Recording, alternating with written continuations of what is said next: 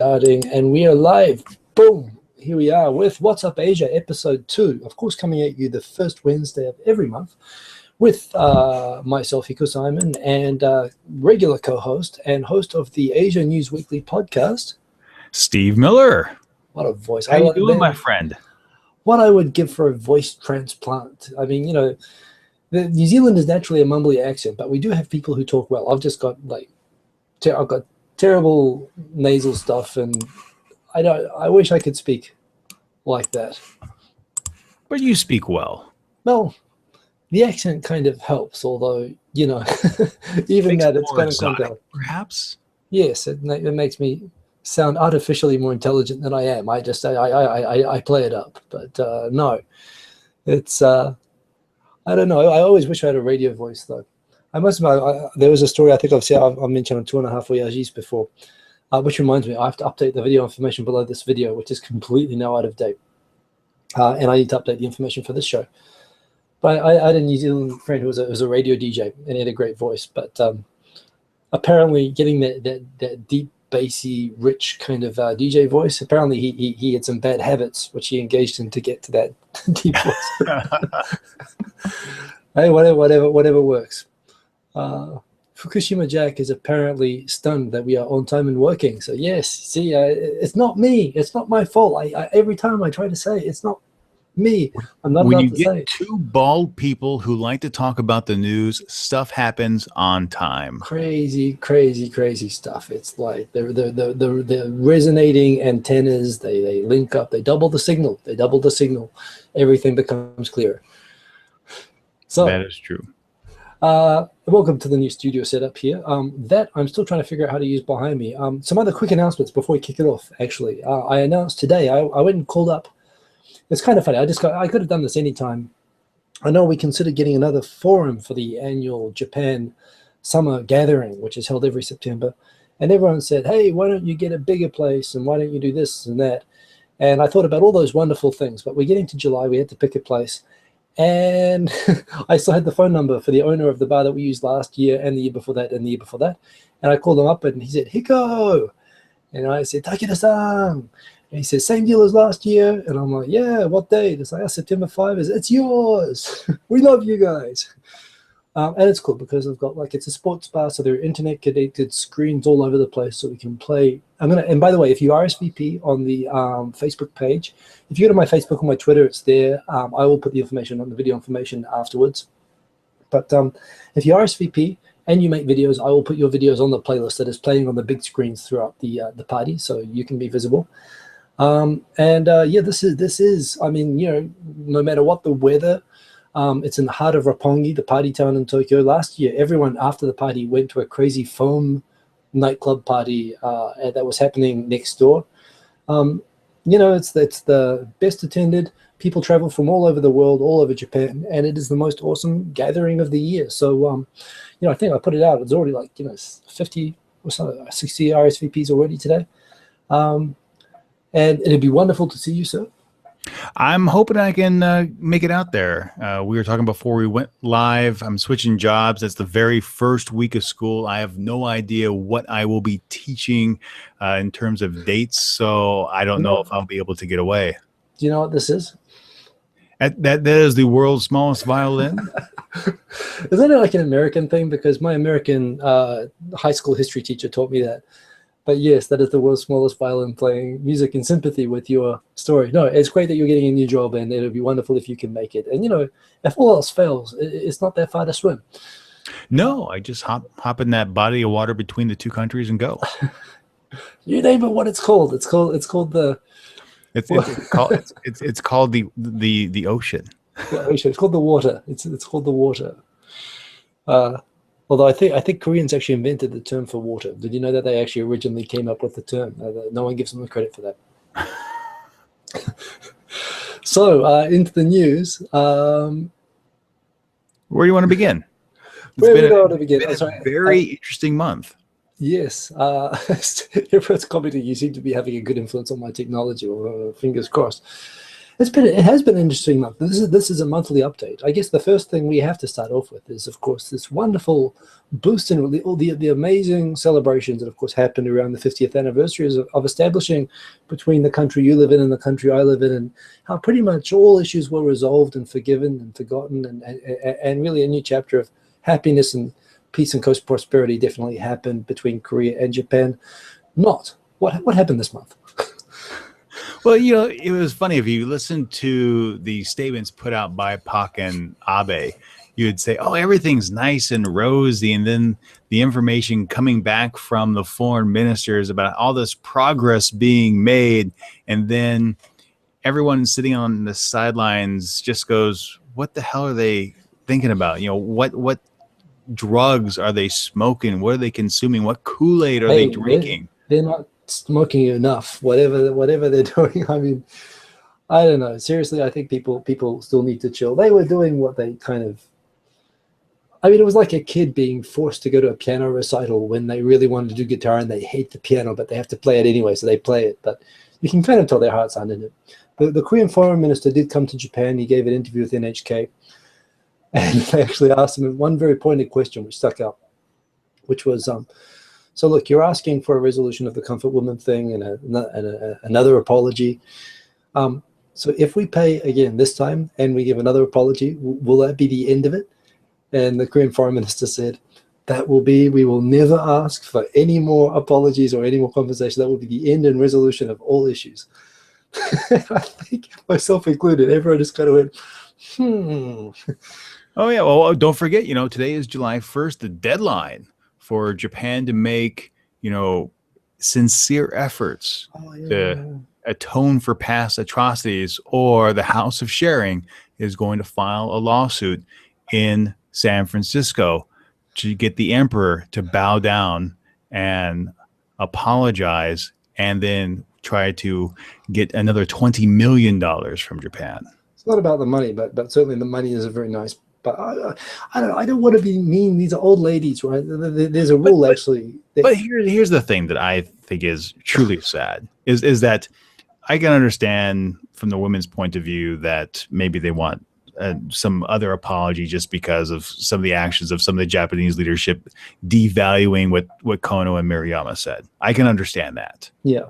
But, you know, to have the lawyers come out and say, oh, well, it's not about the money. We want $20 more million. And then when you look at the 1965 bilateral agreement and what's supposed to happen, and then what the Korean courts did and how that really doesn't play into any kind of effect of what Japan has to do or what Japan needs to do from a compensation standpoint because of what they already paid in 1965 and since then, you know, I really feel almost as if some of these lawyers are just trying to take advantage of these older women. No question. I mean, well, yeah, obviously I have a perspective on this, but in fairness, and to inform people on this, you know, for a start, Japan's position is that for international law, basically Japan was basically absolved of all claims relating to the colonial period in Korea by this deal in 1965 with the current president's father. That established diplomatic relations between the two countries and paid what was at the time something like $800 million, which at that time it's $300 million today's money to be $800 million. Yeah, they paid a big reparations package, you know, and Japan wasn't as wealthy back then, and basically, and Japan said that they'd give this money to the Korean government. In the negotiations, they said, we want you to use this to settle any personal claims that people have. This is to resolve it. But, you know, it was a government-to-government deal, and in exchange for getting the payout, the Korean government basically said, Japan's, you know, it's settled, leave it up to us. And it was the decision of the current president's father, who was a military dictator at the time, that he would invest the money in the greater benefit of the whole country and economic development. And he also made the decision to keep all the details of the deal with Japan secret from the Korean public, and it remained secret for a long time. But the government stuck with the line at least until about 10 years ago. Yeah, so it wasn't made public that Japan paid until 2005. So you know, for 40 years, people thought that Japan never paid. In Japan, kind of, and you know, well, Japan was trying to respect Korea government's position on this and not put them in a spot. But at the same time, everyone's angry. Japan never apologized. Japan never paid. Well, we kind of did, but yeah, and then they look insincere for saying that. So they were kind of in a spot about that. But the thing is that the Korean government always kind of held that they wouldn't, support these individual claims. They'd express sympathy or whatever, but they'd never actually get directly involved, and they would kind of, quietly stop those kind of claims. But it was, I actually read about this. It was a fascinating article I read a couple of weeks ago about it by a Korean guy who was summarizing, what happened. So it was the Supreme Court of Korea that made this decision that basically there was, when public policy says it's so unconscionable to deny this person the right to sue, even if there is a rule or something in place that says that they can't sue, public policy, if it's something that's so, unconscionable that you can't stop them, then it would override. And then the suggestion was that, claims of Japanese brutality are something which in Korea would inherently, have a public policy override. It was decided only by like a single judge. It wasn't by the full bench or anything like that, but it established the precedent that actually compelled the government in Korea to suddenly have to change to comply with the Supreme Court position. They had to turn around and start supporting these individual claims, which was a shift of position on that side. And it effectively tied Korea up, Korea up in its relationship with Japan from there, because it had to be seen to be doing something which for Japan was changing the deal. Well, yeah, it was changing the deal, and to go a little bit more into that decision, what the court essentially said was that the government didn't have the right to negotiate a settlement on behalf of individuals, which opened the door to all the other forced labor claims that we've seen in the past few years as well, and then also forced the Korean government to go back and exercise the arbitration clause as well, which is why we have these talks that go nowhere. Right. And so, on the one hand, the Korean government, which stood by the deal for a long time, and at the expense, arguably, of its citizens who didn't know that this deal had been done. Well, and I would assert that there are still a lot of Koreans that don't know about the deal, because coming up a few weeks ago, when you had some of the demonstrations that the weekly demonstration for the Japanese embassy, there were some Koreans saying, well, Japan needs to pay. They've never paid. I'm like, come on. It's been on the books for 10 years now in Korea that Japan has paid. That needs to be disseminated so you can have a better way to frame your argument of why Japan needs to pay more. Whether or not you believe it needs to pay more or not is a separate issue. But if you're going to assert that your position is Japan needs to pay more, you need to also acknowledge of what they paid in the past. Yeah, well, and I think it's obviously such an emotional issue, and especially when you get into the details of the specifics, when you have the old ladies talking about the ways that they were abused and the suffering that they went through. Nobody is going to say, well, wait a minute, there was a diplomatic, relations thing which said that tough cookies. No one's going to say that. So, yes, it's kind of natural that people become emotional over it. But when you said as well that the comfort women are taken advantage of by some of the lawyers sometimes, or there's that feeling of that, and there's a feeling of that as well. So there was the Asian Women's Fund, right, which was established after the Kono Statement and the Murayama specific apologies. And the idea was that Japan was in a spot because it had paid to resolve all the individual claims. And if it paid more, then it would be acknowledging that it hadn't settled the individual claims and everyone else could claim, double. They could double dip. So they had to figure out how to pay, do right by these ladies, but not, open the floodgates to having to repay everything again. So they set it up by setting up this kind of quasi-government, fund, which was basically a lot of, pro-government companies, agreed to sponsor it. And they would go and find all the comfort women and they would give them a personal apology written in writing from the Prime Minister and basically a kind of a pension, they give them a payout. And I don't know if this is a specific group that you're talking about just now, but there were lobby groups within Korea that were going around and trying to stop the comfort women from accepting those settlements. Because, they said it has to be from the Prime Minister, from the government. It has to be, this is just a way they're trying to get out of responsibility. They're trying to pay you off, don't take the money. And the result of that is that there are still these 20, comfort women who haven't been paid in spite of, 2 attempts already to try to do right by them. And again, and those attempts are not acknowledged, and now we have this thing again where, and you know what, I think Japan is almost, if they really thought it would end the whole thing, you know, they would do it, but it's kind of well, it's just at that point. And, you know, I mean, in last week's Asian News Weekly, you know, because they announced that, you know, if Japan doesn't change their tune, they're going to sue Japan once more. So I contacted the House of Sharing and those responsible for carrying out this proposed lawsuit. And they opted, even though they had the questions, you know, they didn't want to speak on the phone with English. Yeah. So I said, oh, that's cool. You know, I'll feed you my questions and then you can reply via email. And then they had the questions for 4 days, and then they used the excuse that unfortunately another comfort woman did die, and they were at the funeral. And then they said, "Oh well, we don't have time to get back to you." So today, you know, I have the email address of the lawyer, the head lawyer in this proposed lawsuit, and fired off the questions once more today, saying, "Okay, you know, if things don't change today, are you moving forward? You know, why are you choosing San Francisco when in 2000 the courts in DC said that they don't have jurisdiction in this? You know, why do you think you're entitled to more money, you know, based on the 1965 agreement? You know, why are all these things? You know, explain, make your case." And no response. Yeah, and I saw you mention that on your podcast. By the way, you did a very good podcast. For people who mention every time, the Asian News Weekly podcast is that you can find it on Twitter, on Steve's Twitter, Facebook, everything. There are links to it all over the place. And I need to update the video information so it's all set up. I'll kind of rush the setup tonight, to be honest. But yeah, you did a very good thing on the coverage of the 50th anniversary things, including that particular thing. Allow me to be a cynic, but you know, even though the most sympathetic person in terms of the claims, you know, of these people, I can't look at this as any way other than a publicity stunt intended to put pressure on and embarrass the Japanese government. Oh, I don't think they're planning to be successful. I think it's not going to be successful. I think it's, you know, just a way to falsely give hope to these women. And I've said it from the very beginning, you know, based on the language of that bilateral agreement in 1965, Japan's done. I mean, they've done their parts, you know. But yes, the courts in.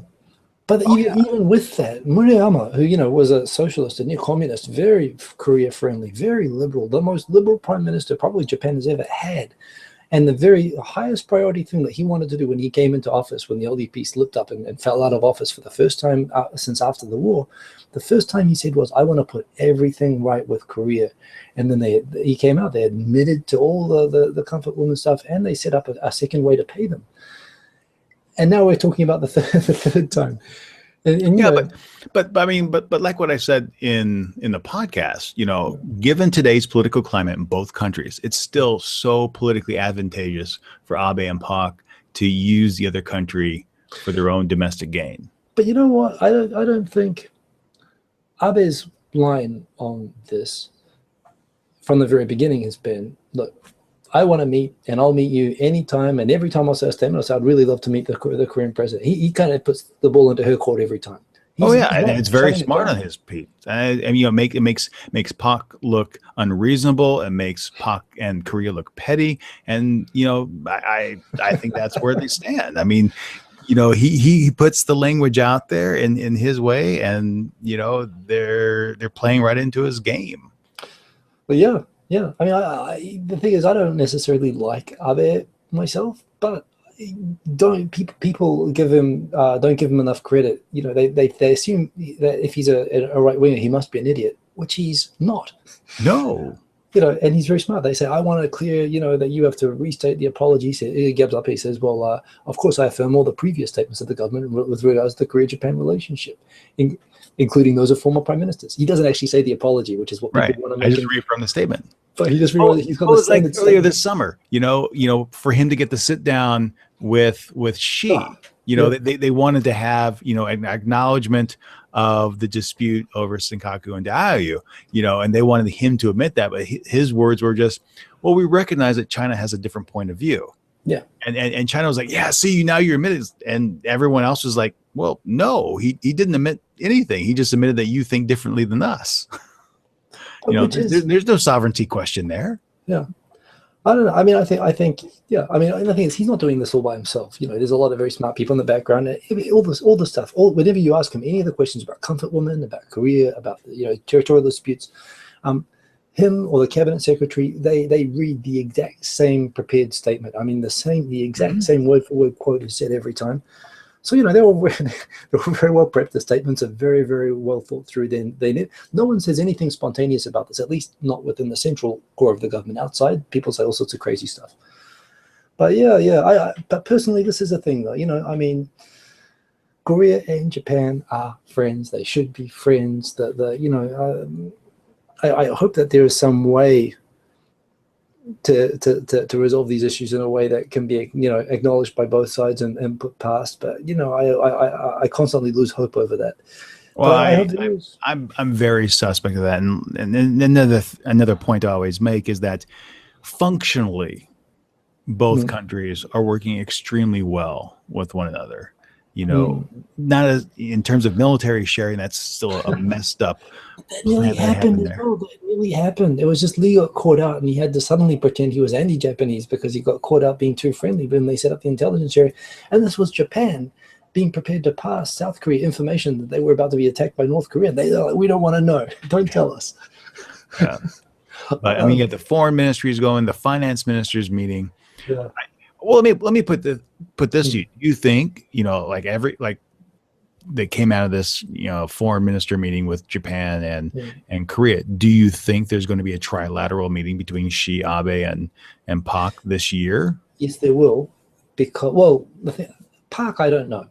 But here's the thing. At the moment, not only has Japan got friendly relations with China, which are clearly now starting to warm up again, right? And they are starting to re-engage. And that's purely China's decision to open that up, because Japan's been the same with China as well.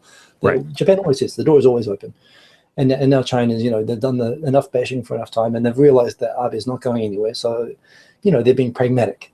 And that's the thing with China. China's a pragmatic country. They look after number one first, but they're pragmatic. And there will be a meeting between Abe and Xi. And I think just because of that, Park, it would just be seen as a complete failure if she wasn't involved in that meeting. Most of the people in South Korea are either already view Park as a complete failure, or think that she's certainly heading that way, given what she hasn't been able to accomplish in her 2.5 years in office. And you know what she said to the Washington Post, when the Washington Post interviewed her, and she said, you know what, we actually have a secret negotiation with the Japanese government where they're going to pay the comfort women. I think we're going to have some very good news when the 50th anniversary comes around, which forced the Japanese cabinet secretary, when he was asked, do you really have secret negotiations? And he said, well, if we did, they would be secret, and you shouldn't be talking about them. And if you ask me, our position is we don't owe them shit. He actually forced them to state a negative, contrary view. I mean, again. Well, yeah. I mean, as soon as that information came out, everyone just looked at Park and said, "What the hell are you saying?" No one believes that. But I can't say that they're at a very good point at the moment with North Korea, but Japan was, even at this time last year, Japan was talking with North Korea and is still lowered the sanctions at the moment, over the abductee thing, which it looks like they're going to go back up again soon. But there was a time, actually, this time last year, you could actually sincerely say, certainly right now, relations are much better between Japan and China than they are with Japan and South Korea. And this time last year, they were arguably better even with North Korea, at least on the government-to-government thing. At least they were meeting the foreigners.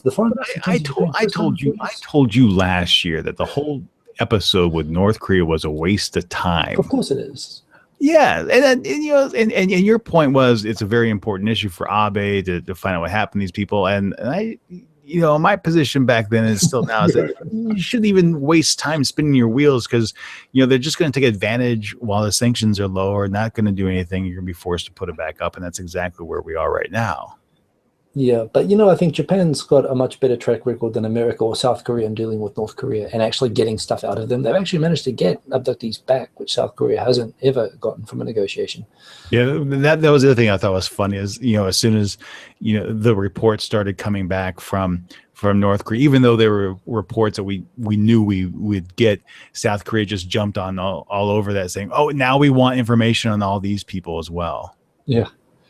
Well, and and there were the transcripts of Roe, the prime minister, when he met with Kim Jong-il, and was saying, I can't believe those Japanese going on and on about the abductees. Then they published the record of him saying that to the North Korean. I don't know. I mean, the thing is, I really like Lee, and I was hopeful about Park because her father was such a Japan-friendly guy. Obviously, so much so I think she's almost forced to act the opposite just out of embarrassment at her father. But I don't know. I really do hope that Korea gets a really good president sometime. In Japan, I don't think Japan doesn't have great material either. But Japan doesn't really function. Japan doesn't really have a president in the sense that there's no single decision maker leader type. It's not that sort of a structure. It's a more Borg-like structure with a lot of faceless bureaucrats who have lifetime tenure, who set these things out. And the faces on TV change, but it's the same stuff. So I don't know. I mean, I like to be positive, but and who knows? We are now celebrating a year of 50th anniversary celebration. Yeah, so it was a 50th anniversary coming up. It was a tepid start, but we'll see. Maybe we might make some progress. It certainly couldn't get any worse. That's the way I like to be positive about it. So this is called What's Up Asia. So of course we started with the local region. There isn't a lot going on. Japan's, of course, they've just extended parliament to have the collective defense law, which I know is also causing consternation in Korea. But the point of the collective defense law is to ensure that if U.S. forces that are in Japan, defending Japan, are attacked by a third-party country, Japan can defend those U.S. forces, which is complete like a no-brainer to me. It's complete common sense, but technically, under the current constitutional interpretation, Japanese forces would not. The Americans are there to defend the Japanese, but the Japanese would not be allowed to return the favor under the current constitution, and there's a common sense fix to that. But no question that Abe is using the opportunity. Not just that's the core of what it's about, but he's extending it to maybe joining in the next Gulf War or doing something crazy like that, which nobody really thinks is a good idea.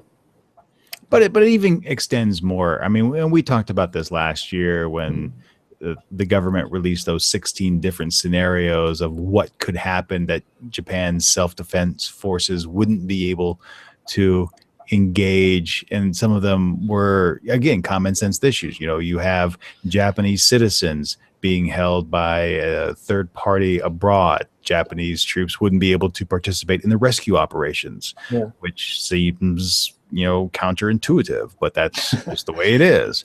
I understand the trepidation of some people in Japan of not wanting the change, but we live in a very different time. And on the one hand, I mean, it is a remarkable record that Japan has not been involved in a single war and has not lost a person in a war in 70 years now. And you can't doubt that that's a great thing. But at the same time, yeah, I mean, I come from a military family myself, so I'm definitely not anti-military. And militaries are not there purely for the purpose of killing people, although that is a capability they're expected to have. But yeah, that's right. They do lots of things, and in the end of the day, Japan does have complex national interests, which include the alliance with America. The thing is, though, you can't deny that. I mean, you talk about the Korean War and the Vietnam War, all the wars that happened in this region that Korea got sucked into, right? They were asked very forcefully to send people to Vietnam. Japan was totally off the hook because of the constitution that the Americans put on Japan. And it's like, sorry, it's this constitution you gave us. We'd love to help, but we just can't. It's like the Americans, like, that's not what we meant. It's okay. But I like to joke that the Constitution was written by the Breakfast Club. It was like a bunch of university students that wrote it. MacArthur gave them 1 week. They gave them 5 days, and they drew the best Constitution ever that no country would ever accept for itself. But yes, it is interesting. The other thing, of course, is that everyone's saying that it's unconstitutional. Abe has basically decided to torture the opposition. They're saying that there's not enough time to debate. You're trying to ramrod it through just because you've got a majority. And Abe said, okay, I'm not going to ramrod it through. Everyone's summer vacation is cancelled. I'm extending the parliamentary session due to end this week by another 95 days, and you're going to have to come here every day, and we're going to talk about nothing but the collective defense law. And again, he's a smart guy, and it's going to go through. But now everyone's going to say if it goes through that the Supreme Court might strike it down. So it'll be interesting times. But anyway, so that's Japan. What else is going on in What are Korea? your thoughts on this? I mean, what did you think about the Hong Kong vote earlier in June with the So pro package that's people right. just getting up and walking out? Now, again, I'm not an expert on Hong Kong politics, but that sounds like somebody screwed up. Well, oh yeah. Well, it was funny too because it was the day of the vote. I think it was June 17th. I was on the phone with Emily Lau, who's the chair of the Democratic Party. So, see, I spoke to her at like 11 o'clock in the morning. The vote was scheduled for 1 p.m. or so Hong Kong time, and we're talking about what she thinks going to happen. Was she concerned about whether or not things would go her way, or that I shouldn't say her way, but would it be vetoed and whatnot? Did they have enough votes? And then we're watching everything go down online, and everyone's there, and then they wanted those 2 extra lawmakers to come in, and they just get up and leave, and oops, there's still quorum, and Yeah. nothing happens. Yeah. I mean, I guess it's tough when you're supporting a country which doesn't actually have, meaningful votes to begin with, to actually think deeply and strategically about what to do in votes. I mean, maybe it was just an amateur miss on that basis.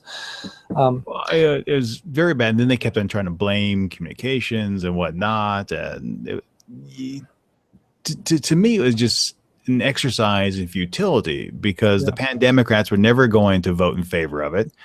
They from the get-go, they wanted the true universal suffrage, the true right to vote, which Beijing's never going to give, and they have no plan on getting there. Yeah. So from the very beginning last year, I just never saw the whole. I mean, I understand the pursuit, but there's no roadmap to get there. It's like, give us this now, and Beijing's not going to back down. Go ahead. Allow me to be communist for a minute. Okay. This is all very nice. How everyone's talking about protecting Hong Kongers' democratic rights, which, of course, in 150 years of British possession, they didn't have. I mean, it's kind of funny. We all, and no one lectures them more than the British on this. But, it's kind of ironic that, one of the world's leading democracies that they were supposedly a part of, wouldn't give them full citizenship, wouldn't give them full voting rights for all that time. And now that then they give them back to a communist dictatorship. And they're saying that there's some sort of expectation that they're supposed to have their democratic rights protected. And arguably, even with all the BS that's happening to them, they're doing better than they were under the English. If I'm just going to be cynical and pro-Chinese for a second, you could say, okay, well, you guys are complaining, but this is still they're much more independent, and they have much more democratic rights than they had before. I've always kind of thought, China should really, I'm sure they do actually, they should probably look at Hong Kong a little bit like Singapore. You talk about a managed democracy, that comes out relatively successfully on all the on all the check boxes. I mean, Hong Kong culturally is, of course, completely night and day different to Singapore, and the issues there are very different. But what I really respect is the Hong Kong people.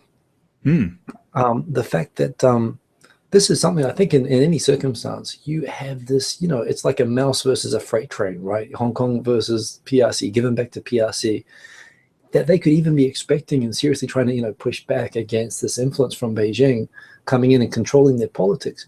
Yet, the numbers that they turn out en masse and the passion with which they're going for this, and it completely contradicts the line that you often hear from Chinese government spokespeople that, this kind of crazy, out of control democracy is not compatible with Chinese culture, and it's not compatible with a country of 1 billion people. It will be anarchy here, and, understand that we have to have our own type of democracy. But these are Hong Kongers, and, they're saying, bullshit. We're Chinese too, and Taiwan as well. I mean, they're perfectly functional. Well, not perfect. No, nothing's perfect, but they're functional democracies that are completely Chinese culture. I mean, you have to sympathize with them and support them. But what the hell were the English doing for 150 years? Is one thing I do think is a source of frustration for me. There's a lot of hypocrisy on that side. No, I agree. But that said, it's still not. I mean, I really admire them, but at the same time, I just think, I really hope that they can get. And this was a small, an unexpected win. but I wonder what they can do. So there was one thing. There was a comment here from Peng Hung Hamish Lee asking for our take on Greece in the EU. It's a little bit outside of the region, but I guess it all affects the region. Well, yeah, I mean, you already see the markets dip, but hey, you know, there's an Indiegogo now to bail out Greece. I've actually suggested I would support a Kickstarter, so provided that there were kebab-based rewards for donations. Well, some of the rewards on Indiegogo are like Greek salad, a bottle of ouzo, and the last number I saw, they're close to 50% already. Like 700,000 euro. I used to be a chef at a Greek fast food restaurant. I'd finish every day just covered head to toe in lamb, which was good for the first 2 weeks. But after that, I started to become concerned that I might not like lamb after this job. But it was I love the food. It's a question. The IMF loans and the default, which happened today. Well, not a default. Not a default. So they missed a payment. They missed a payment, but it's not in default yet. Okay. So again, being from Korea, you might be able to help me understand this whole thing a little bit better. In 1997, was it 1997? That was the Asian crisis, yeah. It was the Asian crisis, but Korea got in the crapper with the IMF, didn't they? When was that? I don't have the dates, but yeah, they got in trouble back then, but they recovered. But what happened with that? So they basically got in. They had to take a lot of money from the IMF. The IMF demanded a lot of austerity changes, including that you couldn't exchange Korean currency for a while. When I went to Korea, you couldn't exchange the currency outside of Korea. There were a bunch of controls that were put in, but Korea kind of got its way out of it in the end, didn't they? They actually. Well, in the end, I mean, they did what they needed to do to pull things up.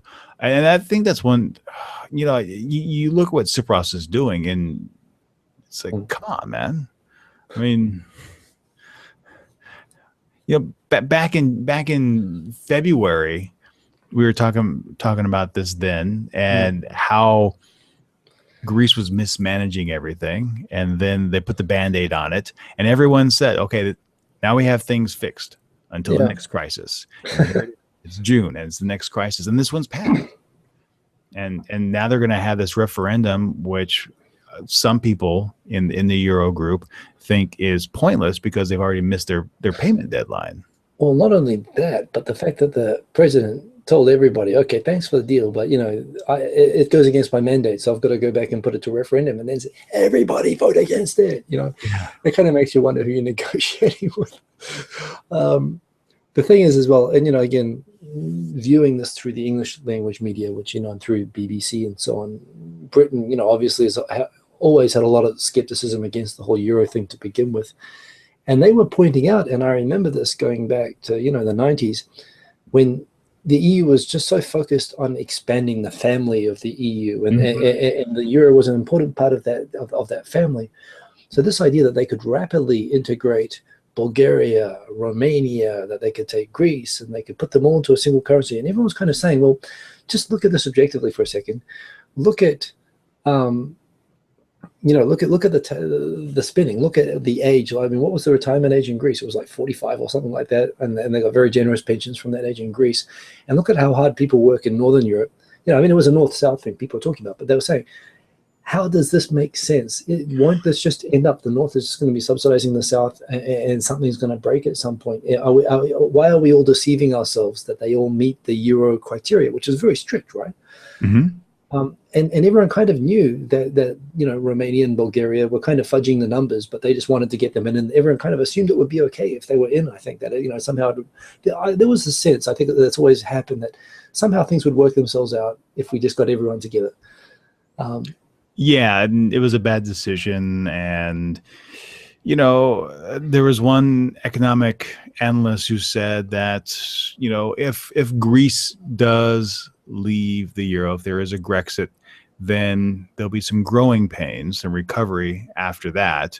But if the Euro group does stay intact after that, then it will be stronger, because you don't want that weak economy dragging everybody else down. Well, I think you've got this dilemma. If they stay, the euro is to some extent discredited, I think. I mean, it certainly is going to devalue the value of the euro, right? Because it's going to show that they're willing to keep basket cases within the mechanism and not stick by the criteria that they have. Take another bailout as well. You know, it's like, okay, we need another bailout so we can repay a portion of the previous bailout because we don't have our stuff together. I mean, I don't know. I think the euro would have more credibility if they were actually going to show that they were going to enforce the rules that they have. They need to figure out what they want to do and move forward. But I think we should come back to the region, though. Oh, good idea. But anyways, we're coming back to the region. That is already having an effect on markets over here. Yeah, and it is reminiscent actually of, for example, Lehman. You know, what happens if you cut down a tree in a forest in Brazil, you know, the Tokyo collapses. I mean, it's kind of somebody sneezed. It was the butterfly effect times a billion, wasn't it? A French American bank collapses and it destroyed the global economy for a time. And, you know, this is about people. It's almost like the MERS thing. We can segue. Look at this clever segue that I'm now doing. You know, the hysteria becomes more the story than the actual thing, right? That's the whole, that's the real contagion risk of this whole economic crisis around Greece. People don't even really, I think, I don't pretend I fully understand any of the nuance about the Greece thing, other than, oh, they didn't pay their debts and, you know, they're spending too much money. But the idea that somehow, well, Greece might implode and it might be anarchy and everyone's going to take out their money at the same time from the banks and the whole global banking system is going to collapse, that hysteria and fear is being felt already in stock markets and currency markets over here, right? So, MERS, how's that going? MERS, well, I think we had our 4th day here without a single new case. Yeah. So the hysteria is starting to go down. The traffic is starting to pick back up. Public transportation is starting to, you know, get busier. So I don't have the easy access to seats as I once did. But you know, it's just what it was. I mean, thankfully the mortality rate here in South Korea is just hovering around 16% rather than the average of 40%.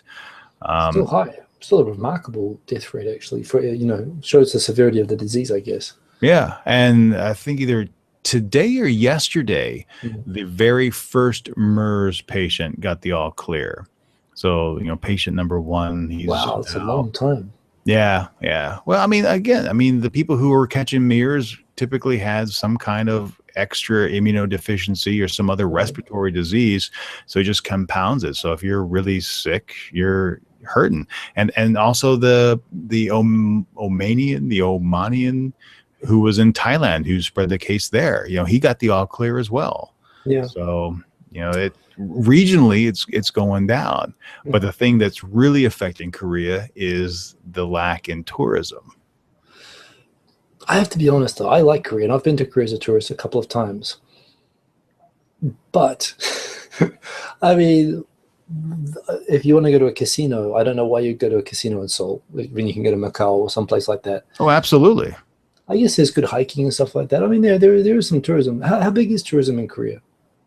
Well, I mean, I want to say it's what, 10 million, 10, 15, maybe even 20 million visitors per year. I mean, it's a huge chunk of change.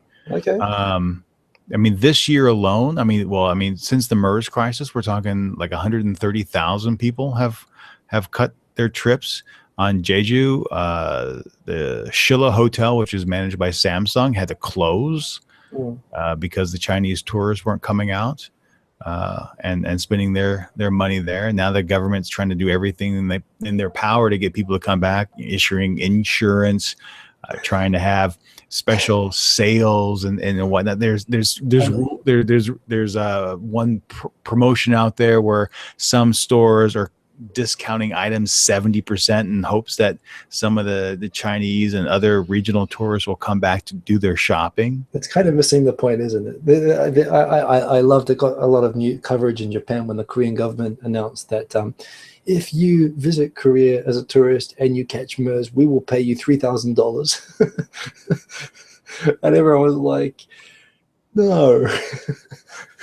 The online reaction was kind of funny to that. No, well, that was a reaction here too. Everyone said we could understand. Okay, if you catch it while you're here, we'll cover all your medical bills, but not. We're just going to give you $3,000 to cover your medical bills. It's just, and if you come here, we'll catch you. We'll cover you 100%, and that's where we'll go from there.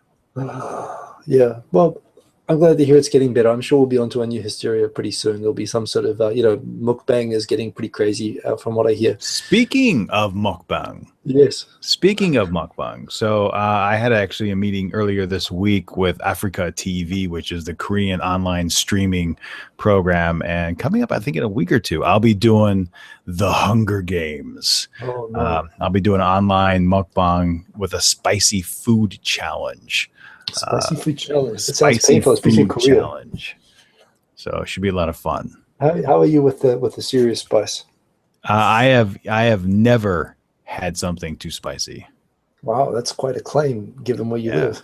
I do like the spicy food, so they will probably try and find something to challenge me. Yeah. Little known fact, by the way, Serious Spice was actually like the 6th Spice Girl, but she actually failed in the final edition. She was never carried on tour. But okay, well, my dad is like that. My dad used to be, from his military days, they would do a macho thing on spicy curries, and he makes very, very good curries, but they physically injure your mouth. Yeah, well, see, I like spicy food, but I don't like it if it's slathered on stuff. If that's I like spice so it enhances flavor. I am with you on that, and actually, this is where I was always very motivated to toughen up, because my dad's curries tasted so good. I'd eat them as fast as I could before it would hit me. But when you do get food that doesn't even taste of anything very much, and they just pour pointlessly on chili, it's not the spiciness that's the issue. Well, no, I mean, my wife and I were in Busan, and they're famous for seafood, fishing area, fishing town, massive port. And we went to this restaurant that had crab, and literally the crab was just smothered in gochujang, the red chili paste. I love gochujang. Well, yes, but I mean, there was so much gochujang that you couldn't taste the crab meat. Okay. That's all you tasted. It's like there's no difference between sticking your spoon in gochujang and just eating it right out of the tub than eating this crab. Yeah, it was horrible. So, by the way, for people who don't know, I think everyone knows this by now. I think the Fine Brothers picked this up and they did a special on it. So now the whole world knows. But mukbang is, of course, this Korean boom of live videos of people just eating their dinner, which I understand the idea is it's to simulate the feeling that you're eating with somebody for people who are watching. Yes. Eating in Korea is very much a social event. That's why some restaurants you go to, they have a minimum requirement of a dish. If you're eating alone and it's a dish designed for 2 people, they will not sell you that dish. Even though you could eat. That's like extra punishment. Yeah. I remember actually when I went to Korea, I went there and I had to eat bulgogi. But bulgogi is typically a 2-person and up type meal.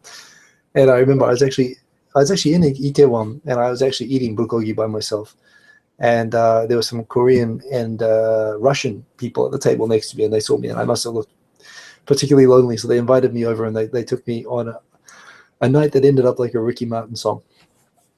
So It was good. It was good. Well, but yes. Also, you're gonna do real mukbang. That's pretty cool. Yeah, they want me to come out there and do that. When you come out, we found a really nice restaurant. I was skeptical about the idea, the concept of a fusion Tex-Mex Korean fusion food. That was damn good. That place, Vatos Urban Tacos in Itaewon. Itaewon, by the way, that talk about gentrification. Holy hell! It's like that place is going crazy. Yeah, that was the grungiest. Coming up there is amazing now. Yeah, that's a real trendy town now. Let's quickly go around the rest of Asia. One good news from China. Apparently, they announced we don't have to worry about the artificial islands in the Southeast China in the South China Sea anymore because they're all finished. The land reclamation is finished. The building on them hasn't. That's a few missiles. Nothing the militarization of those islands hasn't finished yet. But not militarization. The building of support for humanitarian missions. It's just perfectly normal, everyday stuff. I mean, who doesn't have a couple of, anti-aircraft missiles and radar stations, drones? I mean, it's all just normal stuff. It's just there to help, to facilitate international shipping.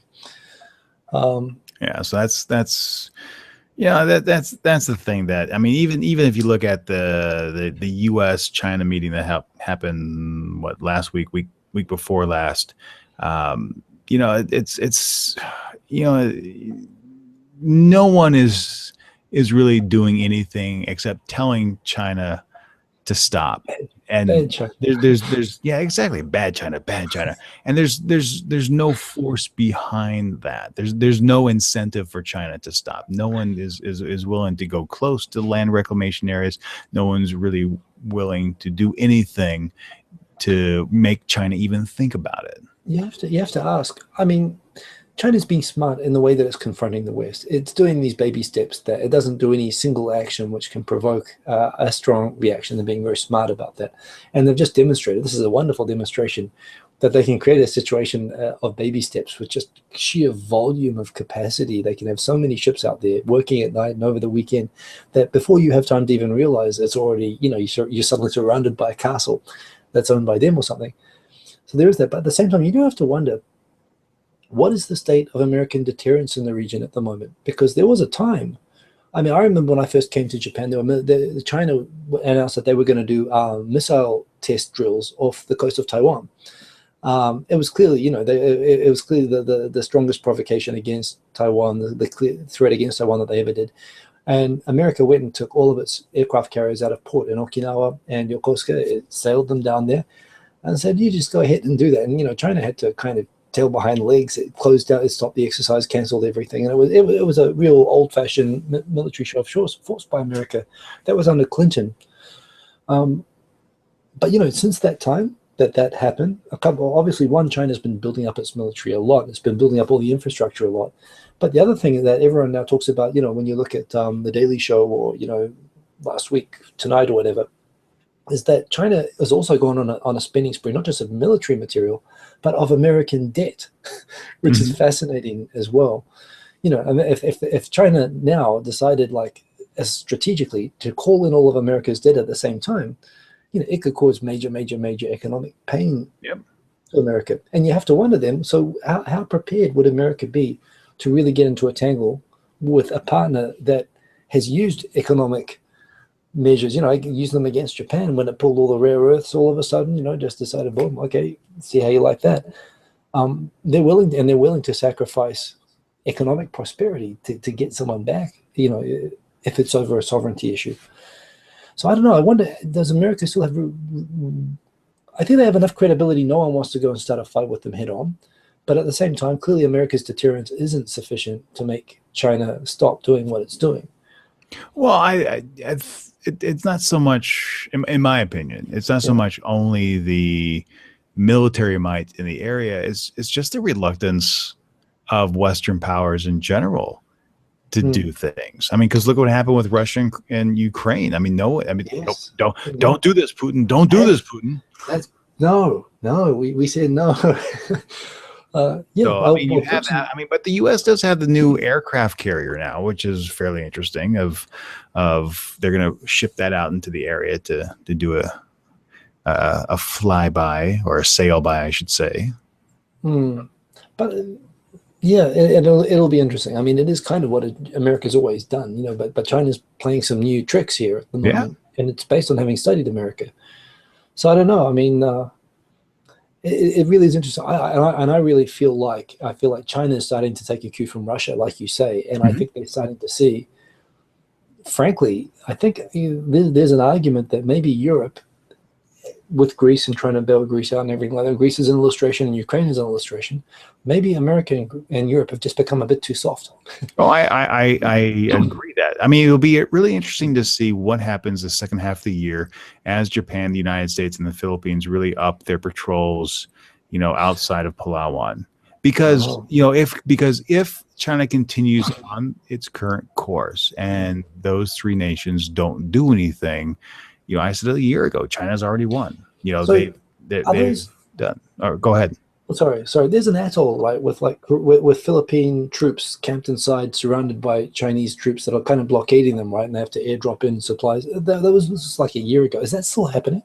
Yeah. So basically, there was, China was moving in on one of the reefs, and the Philippines grounded one of their own vessels, Right. and stationed folks out there. And now they either drop stuff in or they clandestinely try to resupply them with a ship. And I think it was last year they actually had the press on board when they did that.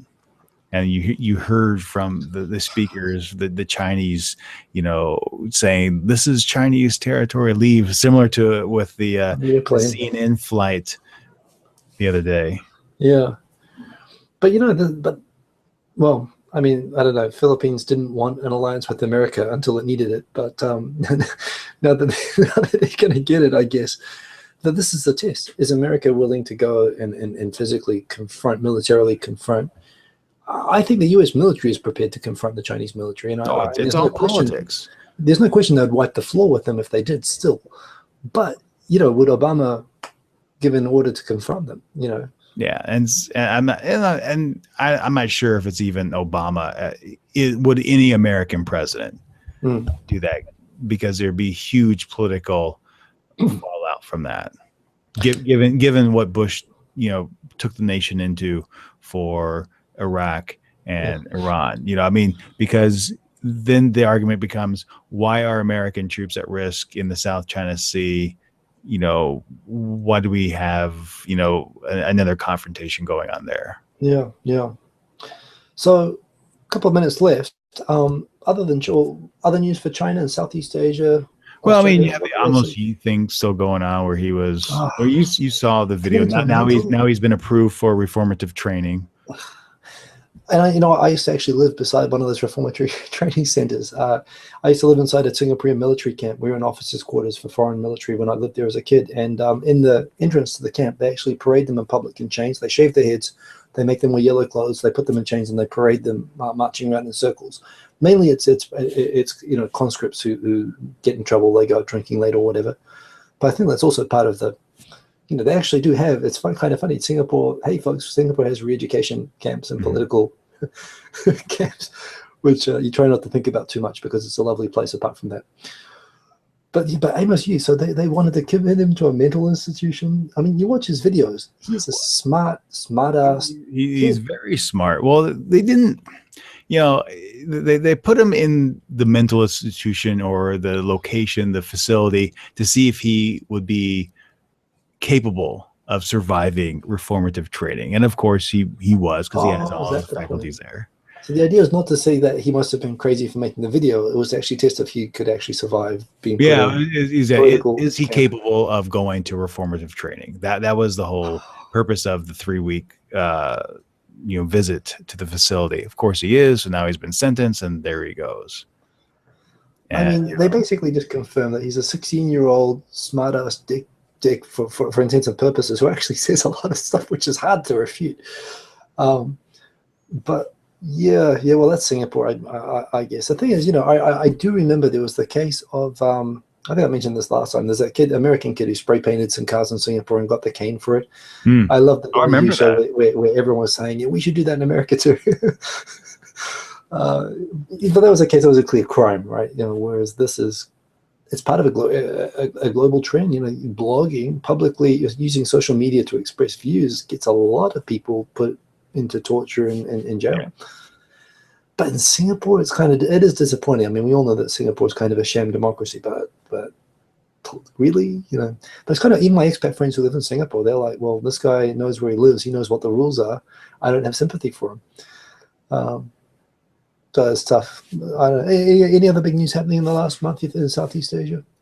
Well, of course, Prime Minister Chanocha over in Thailand, continuously pushing back the vote. And the big news this last week, earlier in the month, these 14 students were arrested for basically having a demonstration against the junta on a public ground. They were celebrating and honoring the day that Thailand became a more democratic type of nation. They got rid of the absolute monarchy, and then that's one of the things that you can't do under the current regime is you can't have a gathering of more than 5 people. You can't do things that are political. So of course they were arrested, and now everyone around the world is saying, well, that's just the wrong thing to do. I'm like, well, we've been saying that since, you know, the first coup. Is all these things are chipping away at human rights.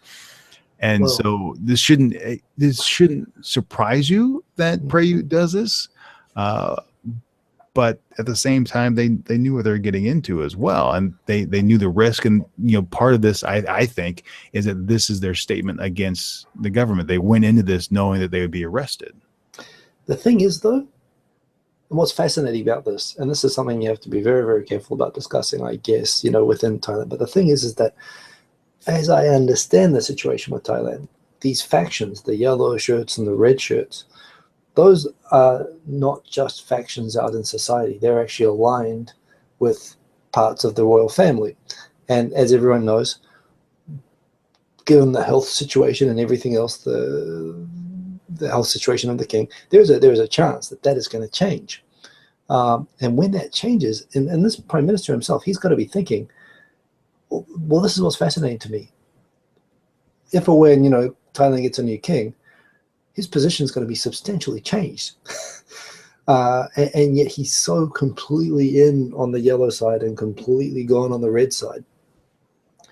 And yeah, I mean, you know, this is going to come back in, unless the military is going to do something to try to control the monarchy itself, God forbid, after, you know, after there's a change. Well, but that's one of the things that he said too, is he said that we're never going to reduce the power of the military, because the military is what is keeping Thailand honest. We're the ones that keep Thailand moving forward. Essentially, words to that effect, that you know, when the government goes awry, it is our responsibility to step in and save the country. Well, that's kind of the role that they've carved out for themselves within Thailand. That's not the way a military is supposed to act generally, but the fact that they're doing that. So, but the thing is, even against the monarchy, I mean, if they end up doing that, I don't know. Well, I you mean, can't do that. That's against the lèse-majesté law. well, not saying anything about it. I think all of the royal family in Thailand are wonderful, wonderful people. But I'm just wondering if everyone is fully prepared for that suddenly being used against them. I mean, including the current government, you know, the military, they've taken a side within factions within the royal family. I mean, from what I understand. And are they going to be flexible enough to deal with that? It is a fascinating situation, but the situation remains at the moment everything's firmly under the control of the military there. True. We used to have barbecues with guys who became military dictators. You know, my dad was at an Australian officer cadet school where we had people who took over some small island countries later on. They used to come to our house and eat sausages. They're very nice people, except for the taking over countries part. But it was interesting. And yeah, a lot of my dad has friends in the Thai military as well, just from the old days. And they are probably well-intentioned people, but this is why they have so much power. You can't, you know, the fact that they have to say out loud that we are the good guys is kind of like, well, it is what it is.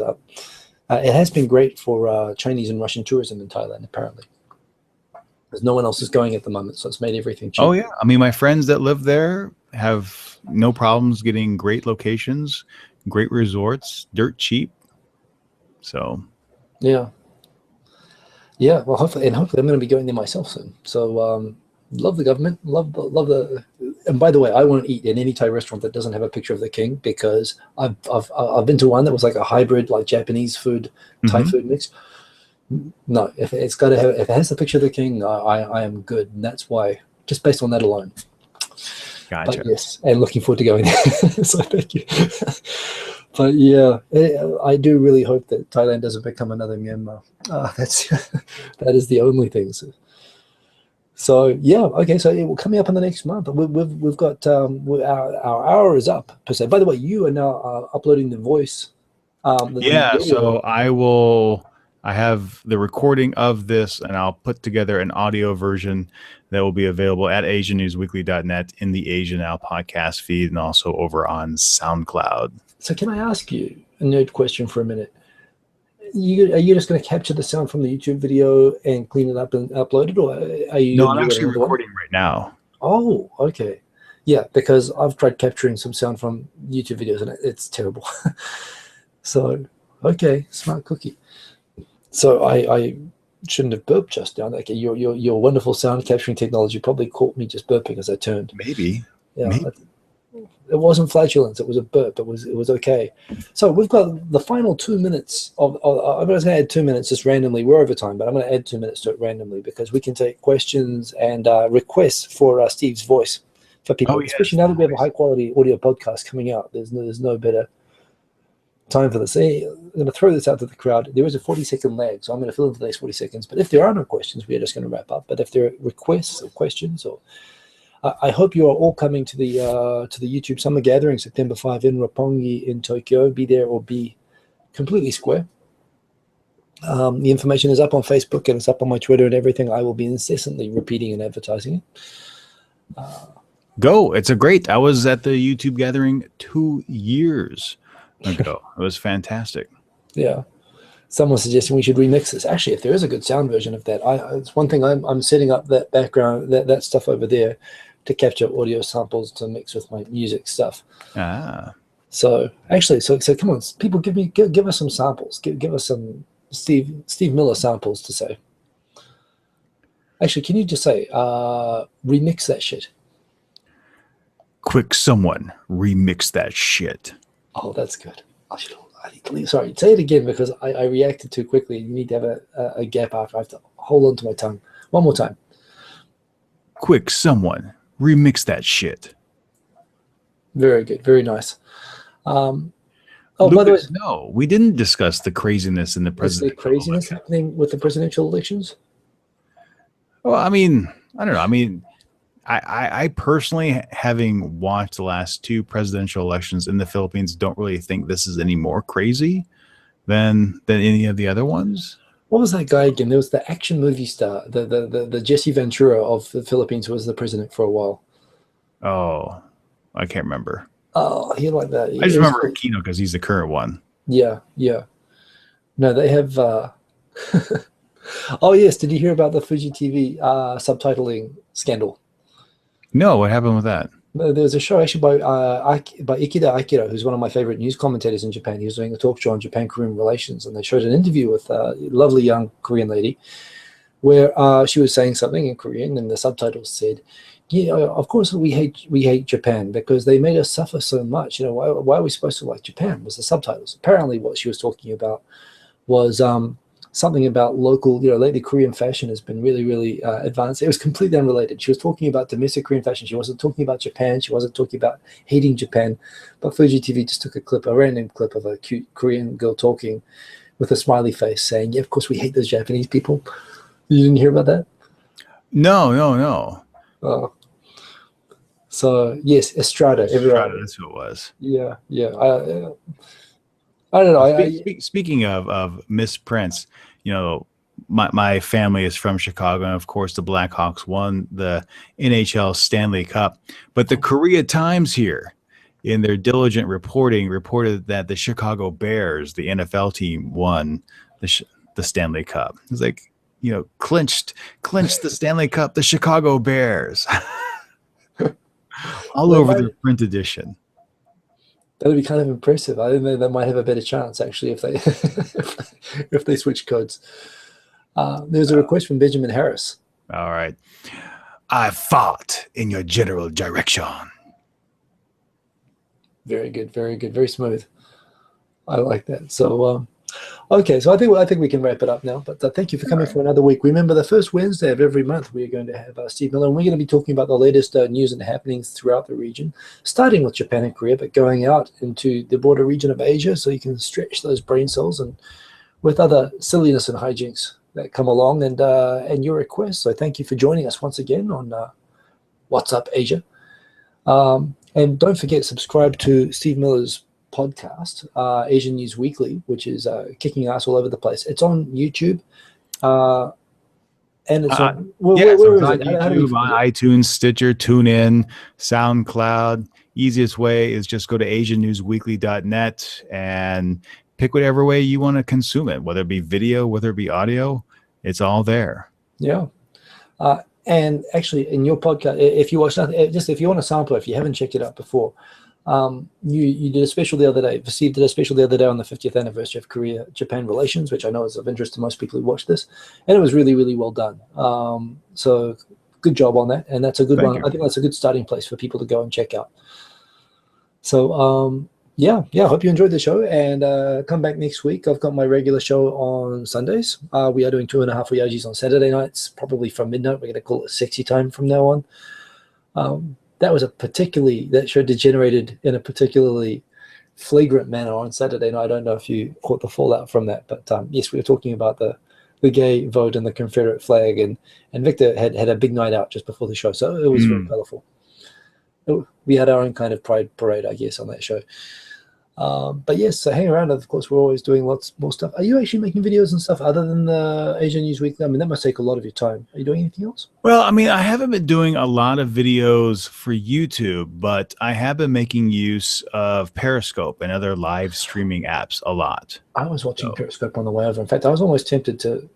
I haven't done a Periscope yet, but I'm tempted. I'd like to do a Periscope. Just I find like when we were at the Pride, the Korea Queer Culture Festival this past weekend, I was live streaming that, and during the entire hour of the actual Pride parade, I periscoped the entire thing.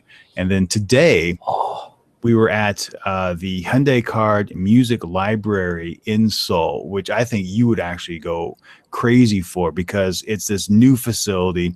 It's only open to Hyundai Card holders, but they have 10,000 classic vinyl records that you can go in and play with.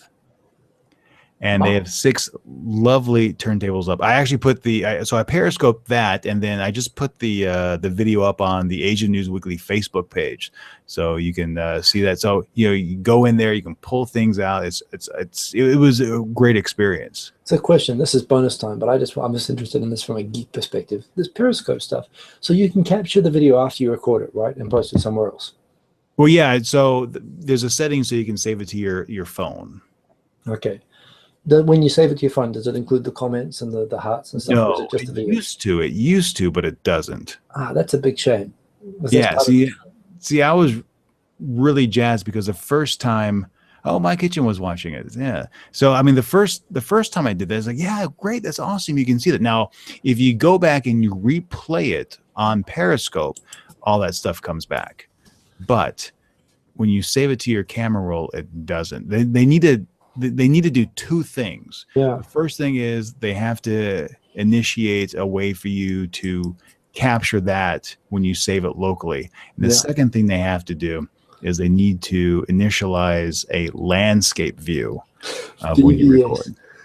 Sonia Stevens, who's a kind of an online entrepreneur, was doing a Periscope I was watching on the way home today, and I was interacting with her, and I said the 2 things. I love the comment system, but I have a problem with the VVS. Which is based on the something in boots, glove and boots. The PSA video, have you seen on VVS? On this video could have been a great video, but it came out crap because they recorded it vertically. That's it. Just vertical videos just never look good played back on anything else. Although I must admit, it is very mobile phone friendly, isn't it? I mean, you hold it and watch it naturally vertically. Yeah, my wife and I went to City Hall. What, Tuesday? I don't know. Earlier this week, one day, I think maybe even Monday. Yeah. And beneath it, there's this relic area of this old military weapons storage facility. So I periscoped that as well. And both the Pride Parade and that, I put it up on YouTube on my vlog channel. But what I did is I created 2 video layers, and the bottom layer I stretched out. So it fills up the entire screen, and put a blur behind it, the way all news agencies they cover those vertical videos that people shoot. So I was like, that's thing. But what I did today, and this is what I ended up doing, is I actually turned the phone horizontal. Yeah. So if you're watching your phone, you have to turn it horizontal. Makes it really difficult. You can't see the comments if you turn it horizontal. That's what it makes it difficult to read. But it allowed me to really, post-production, drop it into the movie editor program, rotate it 90 degrees, and then export it as a new film. Horizontal, and then that's what's on Facebook. It is interesting, and I must admit I'm probably going to use it myself at some point very soon. But Well, I personally really enjoy that because now you have the opportunity to do a walk and talk, go to some unique location, and interact with people as you're doing it right then and there. and there are two things from this that YouTube, for being so ahead of the game, Yeah, I technologically mean, in so why many can't we ways. do this from the freaking YouTube app? I mean, come on now. Well, exactly, but not just that. There are two aspects to this being genius. One, the comments system, the fact that the comments are displayed in real time live. That's a feature that came out with Nico Nico Video in Japan. That was the #1 video site in Japan until just like 2 years ago. But since 2007, and when I saw that, everyone saw that. Everyone saw this. The fact that you watch a video when someone tells a joke and everyone hits hits W to indicate that they're laughing, so the whole screen floods with W's if someone tells a funny joke or something. So it actually the experience of watching with someone else and the feeling of the reactions of the people, good and bad, it can be very scary as well. But that in itself becomes a phenomenon. The comments become, an integral part of the video, which I think on a video like this they should be, actually, on a talk video or news video like this. This is what I wanted, and I said, go buy YouTube, go and buy that company and get their comment thing and put it into YouTube or make it an option. That's been around since 2007. And then on top of that, the Hangouts on air you still can't do from a mobile phone, which is unbelievably ridiculous. Insane. You can do it from your GoPro through the app, but you can't do it on a freaking, mobile phone, which is something way late to the game. And the thing is, I know it's not a technology reason that they don't do it. It's the fact that they have all these very traumatized video watchers who see everything that gets put onto YouTube, and they're afraid of what would happen if they allowed everybody with a mobile phone to post live on YouTube. And there is that issue, and maybe the robots are going to get better at that stuff or something at some point. But the fact is, Periscope's doing it. Nico Nico Dog is doing this stuff. Everyone else is doing this stuff, and YouTube has just got such a lack of faith in humanity that it just doesn't. It's not the technology. But this is the genius of Periscope. They've combined the commenting system of Nico Dogo with the mobile platform, and it's super compelling, and I want to use it. But yeah, no, I've really enjoyed it. Had a lot of fun. I mean, I think the first time I really experimented with it was probably back in March, and with the cherry blossoms, and just going to a park with that. Mikey Chen, who just joined us, she says that she doesn't have a she doesn't have a smartphone either. She just uses it on on the iTouch. Yeah. Apparently, I wish my wife was that good with technical stuff that I could somehow watch with that. It would probably enhance our communication. But no, apparently she meant Wi-Fi. It was an iPhone typo. Autocorrect. But you know what? I just wish there was, like, even right now, the fact that I have two windows open and I've got an awkwardly placed window on the other side of my screen that I'm looking over there and watching. I would love these comments to just flow over the video while I'm watching the playback of us talking to each other. Well, yeah, I mean, the one thing I don't understand. No, I mean, the one thing I don't understand is because even with the Hangouts on airs, there's no reason why YouTube couldn't put in a thumb up and thumb down that you could. If you agree with what the host is saying or you don't, at least you have some way to do that, or even a simple polling. Do you want me to do this? A yes, no type thing. Well, I remember during political debates, and this is a good and bad side, but I remember when they had the political debates in Australia years and years ago, they created the worm, which is they had a select audience which was given like a dial, and whenever someone was saying something they liked, they'd turn it up, and whenever someone said that something they didn't like, they'd turn it down. You'd have the average ups and downs, and you could see the audience. The problem was that the politicians, they were prepped to understand, okay, people always go up when they hear this theme, and they always goes down when they hear that theme, so they were kind of like always prepped to, no matter what the question was, just say whatever would make the worm go up. But it's a kind of technology that, yes, you can do this. I mean, for this kind of this is intended as an interactive show, and it's a talk show. Those sort of features, that it should always be possible. We can complain forever, but it is great to see something like Periscope, which is a feature of stuff which, like you say, 8 years ago was available and people were doing in different places. But they've really put all it's and people are doing it on other platforms. Africa TV, Ustream, was it Yes Now, whatever, whoever bought Blog TV, they have a similar platform as well that allows people to do it. It's just the VVS, which again, if you're not thinking of YouTube and you're not thinking of capturing and re-uploading to anywhere else, is actually fine on a mobile phone. It's totally natural to look at it vertically. But I'm just so prejudiced against vertical video, just in general. That's the only thing. But no, yeah, I must admit, everyone follow my Periscope. I'm joined up onto it, and I will use it soon. But I'm going to check out your gay pride thing, which, by the way, that's another. Well, it's kind of like the crazy nationalists. You know, they got bored of going to the Japanese embassy every week, and they found something else to be outraged about. Crazy. But hey, you know, Tokyo Pride was there, and they did a great job. Hey, well, I don't know. I think we can get along. We can get along. You know, people have an idea that Japan is kind of uptight and nationalist. You know, I think Japan is misunderstood like that. Japan is like remarkably laid back. Japan has huge pride parades.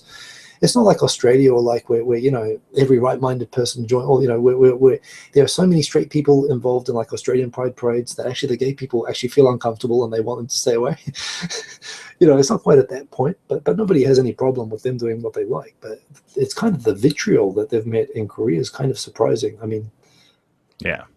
But disappointing. You featured that a lot. We are way over time, but lots of end of show segues. Thank you for joining. We will be back on the first Wednesday of August, and we'll be back just before, I guess, in September, the YouTube summer party in Tokyo, which is not to miss if you can make it. So thank you for joining, and see you again soon. And that is it from us. Peace. Bye-bye. Boom. Off button down the bottom. Awkward ending. There it goes.